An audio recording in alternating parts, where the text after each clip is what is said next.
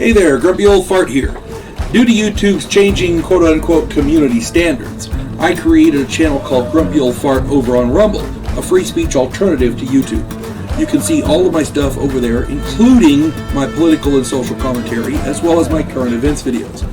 The links to my YouTube and Rumble channels, as well as links to let you order my books, are in the description of this video. If you enjoy my content, please like, share, subscribe, and comment. I welcome your comments, even if you disagree with me. Now, on with the video.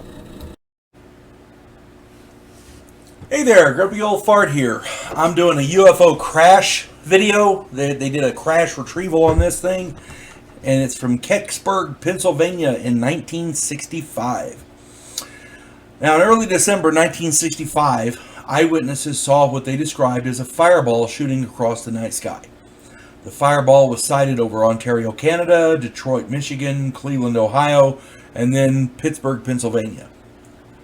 It passed over Kecksburg, Pennsylvania, but looped around and ended up crashing in a ravine just outside of Kecksburg.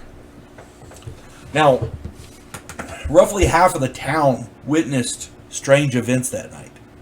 And this is going to sound weird, but I don't know how it is now, but a report I read back in the 90s said that the town was at odds with each other, because half the town said nothing happened, and the other half, said that they saw stuff, and it did happen essentially. So the town was kind of at odds. Good friends were friendships were lost over this, that kind of thing. Roughly half of the town witnessed strange events that night. Some went to the crash site and saw the craft. It was an acorn or bell-shaped craft with what looked like hieroglyphic writing or symbols around the edge. Some witnessed a massive military presence, and many of those were warned or threatened to stay away and not to talk about what they'd seen or heard. As a matter of fact, one individual said that he and his friend were warned rather, by a man with a Geiger counter that there may have been radiation there. A FOIA request provided documents indicating that 212 military personnel were in Kecksburg that night. So there was a military presence there. We know that for a fact. Now, some witnesses reported that they'd seen a military convoy, including a flatbed truck with something on the back. It was covered with a tarp about the size of a small automobile, and it was shaped like a bell. So the military showed up, grabbed it, and run off with it. One local home was used as a military command post. That's been verified.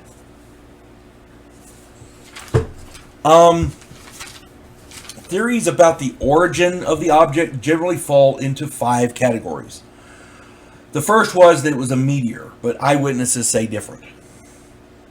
The second one is that it's the old Soviet Union, USSR, had an intelligence satellite that crashed to the ground, and that kind of sort of makes sense to some degree. The third one is that it was an aircraft of some kind, an experimental aircraft, but eyewitnesses say different. It didn't look like any kind of an aircraft they'd ever seen. Another theory is that the old Soviet Union, the USSR, they had a space probe, and it was heading to Venus, and it crashed, and one did fall to Earth that day. So that is another possibility. I don't know that it was in that area, but that's a possibility. And the weirdest, you're going to love this, the weirdest theory of all. It was a Nazi experimental aircraft or time machine called Die Glocke. I've done videos on that. Go check it out.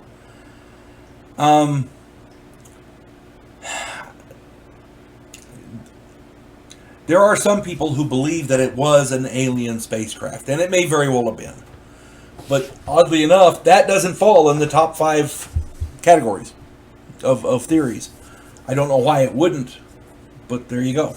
Anyway, I tend to lean toward the Soviet intelligence satellite or the Soviet space probe. But the last of the 5 theories, the Nazi time machine thing, that deserves some discussion. In the last months of World War II, a Nazi wonder weapon called the Glocke came up missing, along with several high-ranking Nazi officers. The facility it disappeared from was experimenting on new propulsion systems, including gravimetric.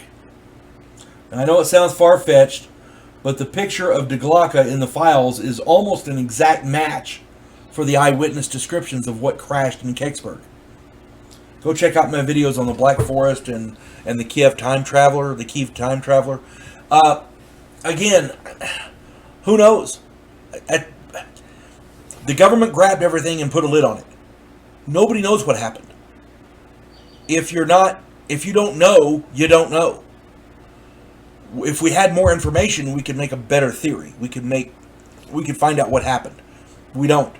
Right now, the government is keeping it hush, and until somebody can find out what the hell happened, we don't know what the hell happened. That's all I'm saying. And at this point, the Nazi time traveling machine makes as much sense as any damn thing else. Hope this finds everybody well. You folks have a good day. God bless one and all. Devo Poland, a scientific representative of a pacifist race called the Gandhiri, is sent away as an exchange officer. His objective?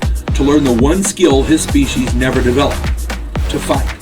And he's sent to learn that skill from the one species who does it better than any other in the galaxy, humans. If you like science fiction with an upbeat military tone, check out my novel, Vanguard 1.